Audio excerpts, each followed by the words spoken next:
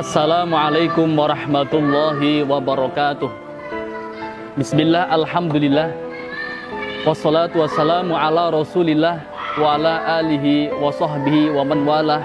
La hawla wa la quwata illa billah. Amma ba'd.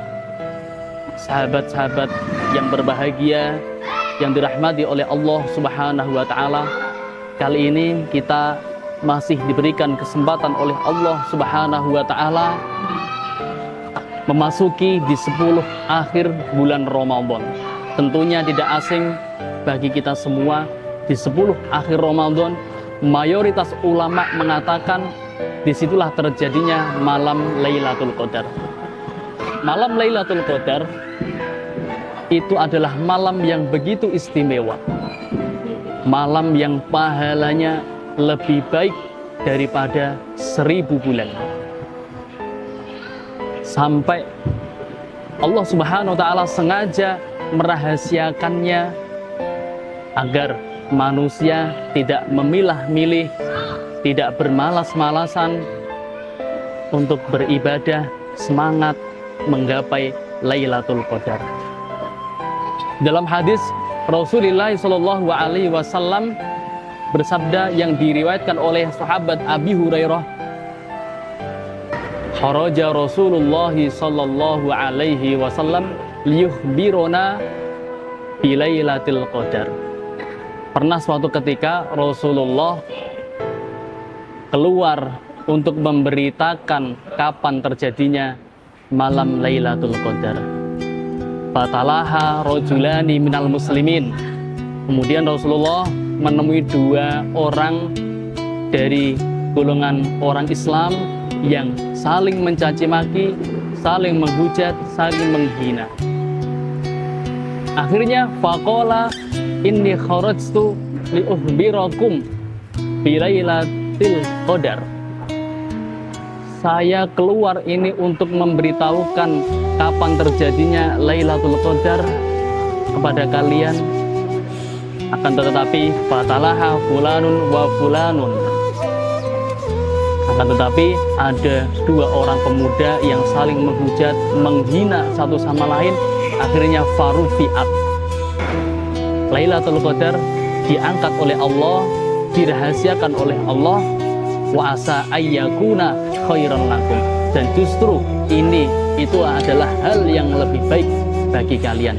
Faltamisuha, maka carilah Lailatul Qadar at-tasi'ata di malam 29, wasabi'ata di malam 27, wal khamisata di malam 25.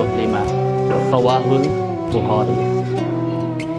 Hampir saja Rasulullah SAW memberitakan tentang terjadinya Lailatul Qadar hanya karena ada 2 orang pemuda yang saling menghujat, saling menghina. Akhirnya Lailatul Qadar diangkat oleh Allah, dirahasiakan oleh Allah Subhanahu wa ta'ala.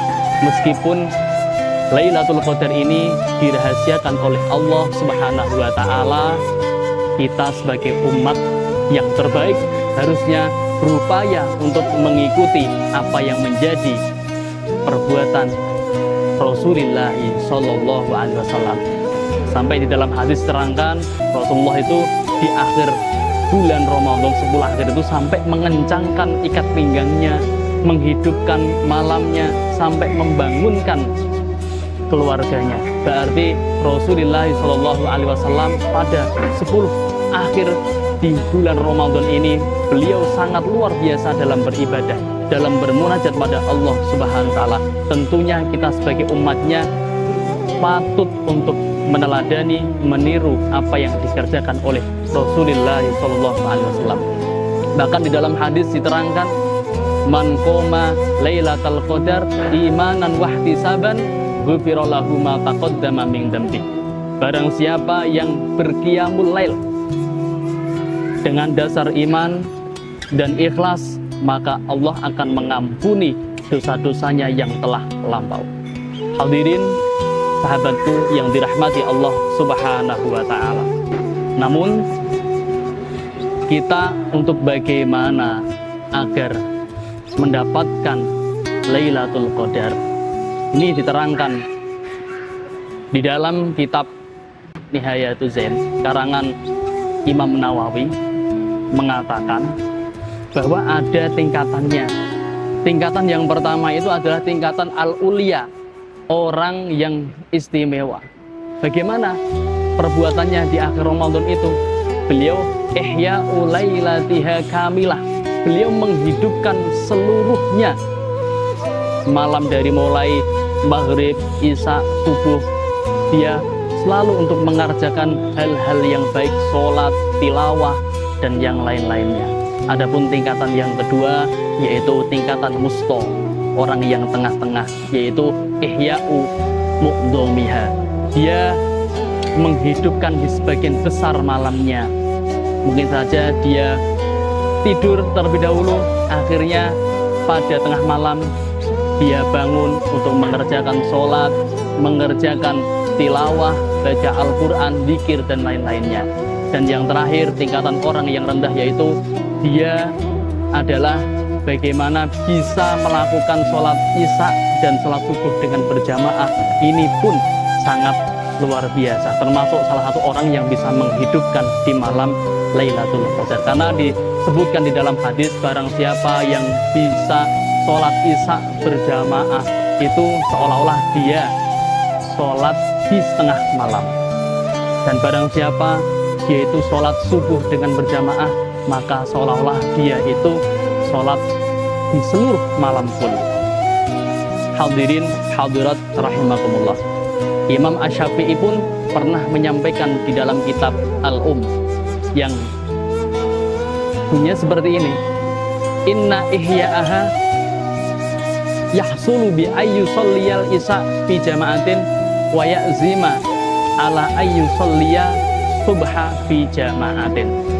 Jadi orang yang bisa sholat isya dengan berjamaah dan ada azam untuk sholat subuh berjamaah pun itu bisa menghasilkan, akan mendapatkan, termasuk menghidupkan di malam Lailatul Qadar.